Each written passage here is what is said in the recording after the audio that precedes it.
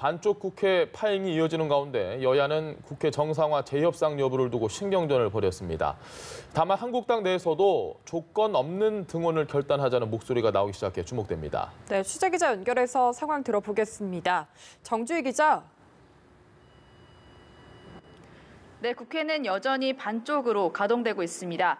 민주당은 예정대로 국회 의사 일정을 진행하겠다면서 한국당의 조건 없는 국회 복귀를 압박했습니다.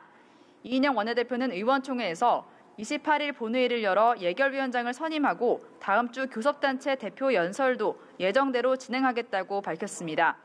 그러면서 한국당이 일방적으로 합의를 파기하고 재협상을 요구하고 있다면서 한국당의 자세 전환 없이는 더는 협상은 없다고 못 박았습니다. 이해찬 대표도 한국당의 국회 파업을 일삼고 있다고 비판하면서 개헌과 동시에 국회의원에 대한 국민 소환제를 도입할 때가 됐다고 강조했습니다. 한국당은 아직까진 선별적 복귀, 즉 쟁점이 되는 일부 상임위원회만 참석하겠다는 입장입니다. 나경원 원내대표는 재협상을 꿈도 꾸지 말라는 발언은 정말 어이없다면서 야합 정치로 제1야당을 찍어 누른다면 이제 영영 국회는 돌아올 수 없는 강을 건너게 될 것이라고 날을 세웠습니다. 여상규 법사위원장도 한국당과의 합의 없이 처리한 법안은 해당 상임위로 다시 회부하겠다고 밝혔습니다. 하지만 당 지도부 내에서도 조건 없이 국회에 복귀해야 한다는 목소리도 나오기 시작했는데요. 조경태 최고위원은 라디오에 출연해서 개인적으로는 조건 없는 등원을 결단할 필요가 있다고 생각한다고 밝혔습니다.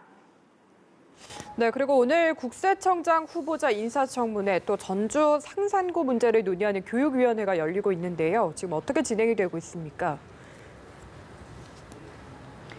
네, 기획재정위원회에서는 한국당이 참석한 가운데 김현준 국세청장 후보자 인사청문회가 열리고 있습니다. 여야는 우선 정책 검증에 집중하고 있는데요. 민주당 조정식 의원은 총 체납액은 107조 원인데 징수율은 1.3%밖에 되지 않는다면서 실효적이고 강력한 대응책을 내놔야 한다고 주문했습니다. 반면 한국당 추경호 의원은 부동산 대책, 한유총 사태 회의에 국세청이 왜 들러리를 서느냐며 정권의 호위무사로 이용되는 것 아니냐는 우려가 있다고 지적했습니다. 아울러 조금 전인 3시부터 상산고 자율형 사립고 지정 취소의 적절성 문제를 논의하기 위해 교육위원회 회의도 열리고 있는데요. 유은혜 교육부 장관과 조희연 서울시 교육감, 김승환 전북교육감 등이 출석한 가운데 한국당도 회의 직전 참석을 결정했습니다.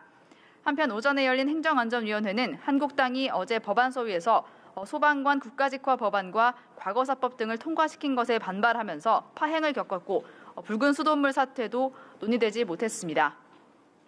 네, 정주희 기자, 청와대가 조국 민정수석을 차기 법무부 장관으로 검토하고 있다 이런 얘기가 나오고 있습니다. 여야 평가 어떻습니까? 네, 민주당 안에서는 일단 긍정적으로 보는 분위기입니다. 박범계 의원은 라디오에 출연해서 조 수석의 법무부 장관 기용설과 관련해 전혀 뜬금없는 얘기는 아니라면서 사법개혁의 적임자라고 호평했습니다. 조 수석의 총선 출마 가능성에 대해선 본인은 정치 전면에 나서는 것을 상당히 우려하고 정치에 대해 소극적이라며 사법개혁 임무가 끝나면 학교로 돌아가고 싶어 한다고 전했습니다. 반면 한국당은 조 수석 입각이 현실화된다면 패스트트랙 독재 열차를 멈출 수 없다는 일종의 선전포고라고 목소리를 높였습니다.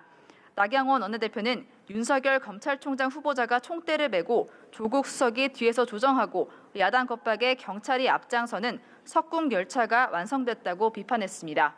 지금까지 국회에서 연합뉴스TV 정주희입니다.